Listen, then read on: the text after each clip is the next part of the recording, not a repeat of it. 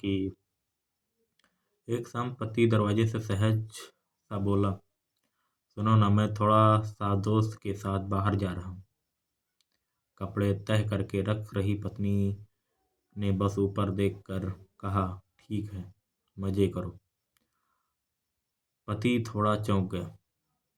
हमेशा वो कहती थी, जल्दी आना, गाड़ी ध्यान से चलाना, ज्यादा देर मत करना। कुछ ना कुछ कहती थी, लेकिन आज कुछ नहीं कहा। न आह न सवाल, बस शांति से एक ठीक है। कुछ घंटे बाद उनका किशोर बेटा किचन में आया, हाथ में एक कागज और चेहरा पीला सा। माँ, वो धीमे स्वर में बोला, मेरा माँ के एग्जाम के रिजल्ट आ गए हैं और वो बहुत खराब है। वो वही जम सा गया। उसे पूरा यकीन था कि अब माँ की डांट पड़ेगी। माँ को उसके पढ़ाई की बहुत चिंता रहती थी, तो आज फिर वही सुनने को मिलेगा। वक्त बर्बाद किया, अपनी क्षमता बर्बाद कर रहा है, ऐसी लंबी लंबी बातें। वो सारी तैयारी करके आया था, लेकिन उसकी माँ शांतिपूर्वक कहा, ठीक है। वो आंखें फाड़ कर बोला, बस ठीक है। हाँ, उसने प्यार से कहा, ज़्यादा पढ़ाई करोगे तो अगली बार बेहतर होगा, नहीं करोगे तो सेमेस्टर रिपीट करना पड़ेगा। फिर तुम्हारा फैसला, मैं दोनों की हालात में तुम्हारे साथ हूँ।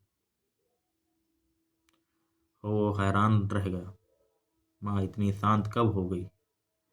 पूरे दूसरे दिन दोपहर में उनकी बेटी घबराते हुए घर में आई। हाल में थोड़ा रुकी और बोली, माँ, मैं ने कार को टक्कर मार दी। बहुत बड़ी नहीं है, लेकिन डेट आ गया है। माँ ने डांटा, न चिल्लाई, कुछ भी नहीं बोला, बस बोली, ठीक है, कल गाड़ी वर्कशॉप में दे देना। बेटी ठिठक गई, तुम्हें गुस्सा नहीं आ रहा? माँ ने हल्की सी मुस्कान दी, नहीं, गुस्सा करने से कार ठीक होने वाली नहीं। अगली बार गाड़ी संभाल कर चलाना। अब घर के सब लोग चिंतित थे। ये वही औरत है, उनकी पत्नी, उनकी माँ पहले जैसी नहीं रही थी।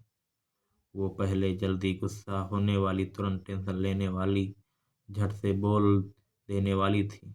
अब वो शांत, स्थिर, जैसे भीतर से कुछ खुश दिखती थी। सब आपस में फुसफुसाने लगे, कुछ तो गड़बड़ है, लेकिन क्या?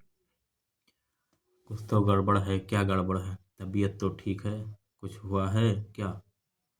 आखिर एक शाम सबने उसे किचन टेबल पर बैठा लिया। सुनो, पति ने कहा, तुम इन दिनों बहुत बदल गई हो। कुछ भी हो, तुम्हें गुस्सा नहीं आता, तुम रिएक्ट नहीं करती, सब ठीक है ना? वो उसके चेहरे की तरफ देखते हुए मुस्कुराई, कुछ भी गलत नहीं है। वो बोली, सब बिल्कुल ठीक चल रहा है।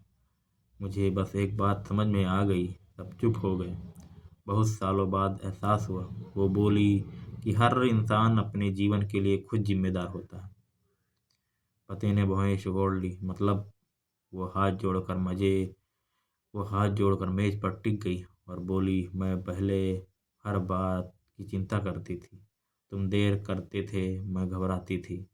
बच्चों के नंबर कम आए तो मुझे अपराध बोध होता था। कुछ टूट जाए तो गुस्सा, कोई नाराज हो जाए तो उसे मनाने की भाग दौड़। फिर मैं सबकी समस्याएं अपनी समझ बैठी थी, लेकिन एक दिन समझ आया, मेरी चिंता से उनकी समस्या हल नहीं होती, बस मेरी शांति खत्म हो जाती। बेटी चुपचाप सुन रही थी। वो आगे बोली, मेरे तनाव से तुम्हें कोई फायदा नहीं होता। मेरी भाग दौड़ तुम्हारा जीवन आसान नहीं करती, बस मेरा मुश्किल कर देती है। मैं तुम्हें सलाह दे सकती हूँ, प्यार दे सकती हूँ, साथ दे सकती हूँ, लेकिन तुम्हारी जिंदगी तुम्हारे लिए मैं नहीं जी सकती। जो फैसले तुम लेते हो, उनके नतीजे तुम्हें ही भुगतने पड़ेंगे, अच्छे हों या बुरे। वो एक पल रुकी और मुस्कुराई। इसलिए मैंने तय किया है, जो मेरे कंट्रोल में नहीं है, उसे कंट्रोल करने की कोशिश नहीं करूंगी। बेटा आगे झुककर बोला, मतलब तुम्हारी हमारी कोई परवाह नहीं है। उसने सिर हिलाया। बहुत परवाह है, लेकिन चिंता करना और कंट्रोल करना ये दो अलग अलग बातें हैं। मैं तुम सब पर ममता लुटा सकती हूँ, पर उसके लिए अपनी शांति खो देना ठीक नहीं है।